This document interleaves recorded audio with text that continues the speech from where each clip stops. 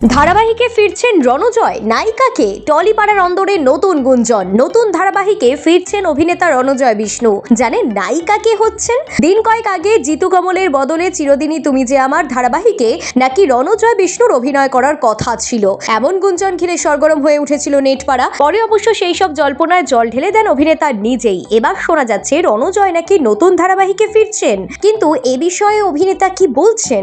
ঘরে ফেরার গান ধারাবাহিকে অতিথির চরিত্রে দেখা গিয়েছিল রণজয় বিষ্ণুকে, বিপরীতে ছিলেন অনিন্দিতা বসু। শোনা যাচ্ছে আবার জুটি বাঁধছেন তারা। 14 বছর পরে অনিন্দিতার সঙ্গে জুটি বেঁধে খুশি অভিনেতা। তবে শোনা যাচ্ছে কোনো ধারাবাহিক নয়, সৌম্য চৌধুরীর পরিচালনায় একটি নতুন ছবিতে একসঙ্গে কাজ করবেন দুজনে।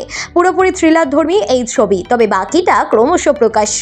এখনো এই ছবি নিয়ে খুব একটা বেশি আলোচনা শুরু হয়নি। অনিন্দিতাকে অনেকদিন বাংলা ছবি বা ধারাবাহিকে দেখেনি দর্শকরা। এখন তিনি মূলত মুম্বাই থাকেন। অন্যদিকে ধারাবাহিক শেষ হওয়ার পরে নতুন কোনো কাজ শুরু করেননি রণজয় বিষ্ণু। সূত্র বলছে আবার ধারাবাহিকে দেখা যাবে নায়ককে। তবে এখনো পর্যন্ত রণজয়ের তরফে অফিসিয়ালি কিছু ঘোষণা করা হয়নি।